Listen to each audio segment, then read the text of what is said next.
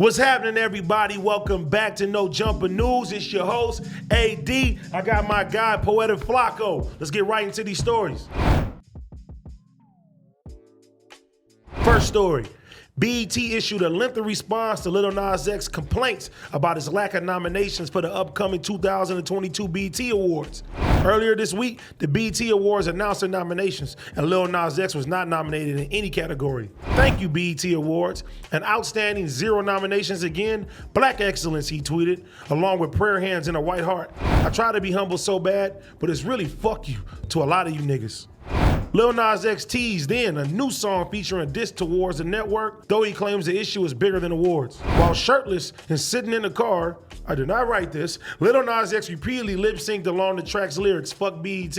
The song, Late to the Party, features NBA YoungBoy and has no release date. Lil Nas X told supporters his concern goes deeper than a desire to win awards shortly after posting the video, followed by a since-deleted Twitter venting session about his lack of nominations. It's not over no BET award, he wrote in a tweet. This is about the bigger problem of homophobia in the black community. Y'all can sit and pretend all you want, but I'ma risk it all for us. In response to a fan who pointed out Lil Nas X has already won a Grammy, he said, this is my point exactly. How can I get acknowledged by the most acclaimed award show in the world, and then not even one just nomination from my own people? Is that not crazy? Am I really tripping? BET later issued a statement. We love Lil Nas X. He was nominated for a Best New Artist BET Award in 2020, and we proudly showcased his extraordinary talent and creativity on the show twice, the organization wrote. He performed Old Town Road with Billy Ray Cyrus at the BET Awards 2019, and his BET Awards 2021 performance of Montero, Call Me By Your Name, was a highlight of our show. No one cheered louder that night than BET, the statement continued. Unfortunately,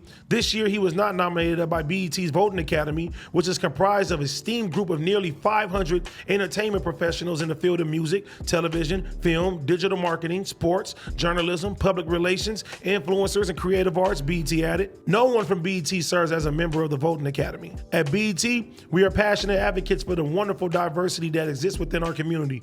We are committed to using all of our platforms to provide visibility and inclusion for all of the many intersections of the black community. In a tweet, journalist Evelyn Woodstein reiterated Lil Nas X concerns. BET is homophobic. Like, you're being dense if you don't think it's because Lil Nas X is gay. No way Industry Baby wasn't even nominated for Best Collaboration. That song was huge last year, she tweeted. Lil Nas X retweeted the post and elaborated even further. Funny thing is that the Industry Baby was the biggest song me and Jack released last year in the eligibility period, but only one of us got a nomination, Nas added. All right, Flakko, what you think about what Lil Nas X is saying about BET, the BET Awards? What you think? I think it's nonsense, and here's why, right? I think it's nonsense. Right now, for every oppressed group, right? Like, we all start at ground zero, and like our goal is, bro, is to swing that pendulum of justice to be like just smack down center for equality, right? Now, some groups, and you can guess who those groups are, don't have the same benchmark as us. They don't want equality. They want that pendulum of justice to swing right into privilege. Now, if you want privilege, that means you are okay with somebody else being unprivileged, right? Because privilege don't exist without the unprivileged. So Lil Nas X don't want equality. BET isn't homophobic. Bro, BET allowed Lil Nas X to hop on that stage, kiss a man, and gyrate his hips, right? So Lil Nas X, no, BET isn't homophobic. Lil Nas X isn't saying, yo, I'm oppressed. He's saying, damn, bro, my privilege ain't work this year, right, bro? Lil Nas X is saying that he should have been Best Collaboration. Over who? Wizkid and Justin Bieber? Who? Lil Baby? Who? Bia and Nicki? Absolutely not, right? So, bro, it's a bullshit, bro. And then also, too, Lil Nas X has been nominated in the past. So, was BET homophobic back then? Flakko, you hit the nail on the head with that one. Man. I'm gonna keep it real with you. Nah, on some real shit though. I remember like seeing Lil Nas X kissing with the background dancers at the BET Awards. I've never seen nothing like that on any type of award show, me personally. Right. And I thought that was progressive of BET to do that in the first place. I know a lot of people was like, oh my God, why are they doing this on BET Awards now and stuff like that? So to call BET homophobic, it's like, nah, man. I think Lil Nas X is on his high horse now, and you know, he want people to kiss his ass, and also he can win all these white awards. He probably feels like my people should be giving me the same type of praise. You're also too, right? You see, this is where like the Grammys and BET Awards, right? This is where like it should be different. Like, for example, right? bro, but for years, right? Black content creators and like black artists and always say, yo, bro, the Grammys don't understand us because they're too number centric. Like for example, right? When a Lil Nas and X says, yo, I had the biggest song, why am I not fucking, nominated, right? Bro, our culture has always been adamant against, yo, bro, the Grammys being too number focused is how fucking Macklemore got a fucking Grammy over Kendrick, bro. Right, we're not on that bullshit, bro. Listen, it's about the content of the fucking music and how good the music fucking is, right? We not on that number shit, bro. Right, 100%. Right? So, bro, Lil Nas X, bro, go back to the whole, bro. Like, bro, we don't give a fuck, bro. You know it's crazy too when it comes down to BET, man. It seems like, and I've said this before about even being on this platform, like I feel like having street backgrounds, niggas like me, niggas like T-Rail, you know what I'm saying? Like places that we come from at the end of the day, sometimes those award shows that are supposed to be our people, they shy away from having hosts like people like us. You know what I'm saying? Of course. And you know, even being on this platform now, we showing them that we can break those barriers and shit like that. So BET, you need some of us real niggas over there, man. You know what I'm saying? We can bring some shit in there. We hosting. Yeah, we come do some shit. I'm not even mad if my guy, Poetik Flakko, comes along. You know what I'm saying? Yeah. He knows what he's talking about. Of course. Can we be on the panel? Hey, man. You make it happen. Your red carpet gonna go crazy, though, man. Blue carpet. Oh yeah. Yeah, bro. Feel me? No jumper, blue carpet gonna go crazy. I gotta teach you the shake, bro. Let me see. This is the real shake. What? Do you know the real nigga shake? No. I taught you before. And then you just snap. Nah, you don't do that, nigga. Oh, bro. Oh. One more time. Oh, Josh led me for failure, bro. Josh told me. How you gonna listen to a white nigga that teach you to shake your head? Oh, man. One more time for the camera. Let's go. Yeah. Next story. Rolling Stone has released their list of top 200 hip-hop albums of all time, which has sparked debate on social media. They stated in their introduction that the list ranking is limited to solely English hip-hop records. They also indicated that when albums from iconic catalogs, such as Outkast or Tribe Called Quest, were compared to ones by lesser-known but still significant artists, they favored the latter. According to Rolling Stone, the list includes every important moment in hip-hop's history. They began by placing Travis Scott's Astroworld at number 200. Travis fans particularly were dissatisfied with the location. The rating of Cardi B's Invasion of Privacy album is the 16th greatest album of all time by Rolling Stone, has received the most criticism from the list. Placing Cardi's debut album ahead of records like Nas Illmatic, Jay-Z's Reasonable Doubt, and Tupac Shakur's All Eyes on Me. The top 10 include Lauryn Hill's The Miseducation of Lauryn Hill, Missy Elliott's Miss E, So Addictive, Kendrick Lamar's To Pimp a Butterfly, Jay-Z's The Blueprint, and Outkast's 2000 album Stankonia. Ready to Die by the Notorious B.I.G. grabs the #1 spot. The album remains a grim, groundbreaking classic that stared death in the eye of becoming larger than life, Rolling Stone wrote. All right, check it out, man. I seen this Rolling Stone list. Who really gives a fuck what Rolling Stone has to say about the top 200 hip-hop albums of all time? I don't see why people are making this big uproar. These is somebody's opinions. Me personally, there were some dope-ass albums that I love that I did not see on here. I think my favorite album of all time is A Miseducation by Lauryn Hill. That's my personal favorite album of all time. Blueprint should definitely been on there. You know what I'm saying? You gotta have Illmatic should have been on there. Me personally, I think the Game documentary should have been on there. Good Kid, Mad City should have been on there. College Dropout should have been on there. Graduation should have been there. I'm talking about the top 10. Oh, okay. The top 10 should have been on there. But I don't want to put the Game documentary in the top 10. But here's you my ain't thing. a West Coast nigga, man. It didn't touch you the same way in North Dakota, man. No facts. But here's my thing, though. Now, regarding like the list, first off, like we all know, and like it's for clout, right? Like they do these things so people can talk about it.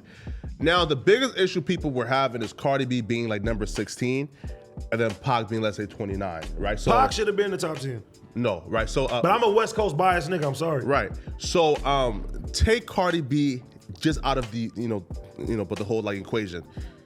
People were pissed off that Pac was 29, and to me, Pac was ranked right around where he should be, if not too high. Oh my God! Hear me out, though. You done fucked up now, bro. Hear me out, Hell no. Hear me out, though. Go ahead. Pac, All Eyes on Me was ranked number 29 of all time. Now, All Eyes on Me dropped, I think it had like 500,000 first week. Cool. It had 27 songs. Only three songs stood the testament of time, right? Ambition of a Rider, California Love, I Ain't Mad at You. 3 out of 27 songs stood right now. Also, 2. Pac, All Eyes on Me was ranked over the Carter 3. That's bullshit, right? Yo, Carter 3 sold 1 million first week. Bro, it was a bona fide classic. It's ranked over Finally Rich by Chief Keef. That's bullshit, right? Are you, bro? It's ranked over I love Chief Keef, but Doggy you can't Style. say that. It's ranked over Doggy Style. Doggy Style's a That's classic bullshit, too. right? So, Pac, All Eyes on Me is ranked over Good Kid, Mad City as well, right? Bro, it's ranked over 5 albums. All Eyes on Me is one of the greatest albums of all time. And guess what? I respect you and I applaud you for knowing your shit. Yeah. You really into hip ranked too hop. high. I give you that. I respect that. Yeah. But let me tell you something, bro. There's different time periods when certain albums came out. Yeah. Just how you said the Carter 3 when it dropped, it did 1 million the first week. It was the biggest album of all time. Of course. You know what I'm saying? Pac had the West Coast on smash, bro. Yes, he It did. was a different time, bro. Like living on the West Side at that time, bro, it was undeniable, bro. The whole coast was going crazy when that album dropped, bro. We still listen to that today. In the same way, I'm not mad at B.I.G. being number 1. You feel me? Me personally, Ready to Die is one of the best hip hop albums of all time. The same sentiment that stands the test of time. Tupac shit stands the test of time too. You see, but you said Pac should be top 10. And like, here's my thing, right? Is Pac is an all-time great. I have no issue with saying Pac is an all-time great. Where would you rank Pac in hip hop's top 10? Hip-hop's top 10? Because how old are you, Flakko? 24. That says a lot. No, listen, right? Pac to me is definitely top 15, but I think that Pac has been overrated in a sense, and here's why. People automatically say, yo, Pac is top 5, top 3. Somebody say, yo, Pac is the greatest of all time. Why though? Why? Because of Pac, right? Listen, right? So like people rate Pac based on what Pac did outside of music, right? No. And his message, right? You know, and how powerful it was, right? And how militant and pro-black Pac was. But the music itself, bro, just in a vacuum, Bro, is not top 5 worthy. The subject matter, bro, like Brenda's Got a Baby, songs like that, bro, he spoke for everybody at the time when they didn't have a voice, bro. You know what I'm saying? And like, you know, your age has a lot to do with it because even my age has a lot to do with it. When I seen a Tribe Called Quest and certain shit on the list in the top 10, I was like, nigga, I'm not fucking with that. Of course. Me personally. You know what I'm saying? Yeah, of course. But it just stands a test of time that, you know. And that's how Pac tricked you though, right, bro? Because Pac again, didn't trick me, bro. I lived that's how he tricked you though. I lived in the time that all my uncles, everybody was banging Pac. Pac had the West Side on smash, bro. Here's how Pac tricked you, right? And here's what I mean, right? Go ahead, Flakko. Is Pac has some great and impactful subject matter in his music. So hence we grade it above what it should be. Again, right? Just Pac music in a vacuum. I Get Around. It was a great song, right? But I Get Around in a vacuum is not a top 10 song of all time, right? So Pac, listen, Pac music in a vacuum. Pac has the best diss track of all time. Hit him up. That's the best diss track of all time. I don't think so. Back to Back is better. You fucking crazy. How? Are you, it's Flakko? Also, too, a question for you, right? Too, right? Oh my God. And now when All Eyes on Me drop, right, bro? I was a little nigga, right? But bro, Snoop Dogg was a way bigger artist at that time, right? Snoop was huge. Doggy Style did 800K first week at that time, right? So See, how in but the you world talking- can All Eyes on Me be top 10? You talking about a time where there was no downloads, it was none of that shit, bro. People were really going and buying albums and doing all type of shit. A lot of the success that Death Row had in general was off of what Pac was doing, bro. You gotta understand that. You need to.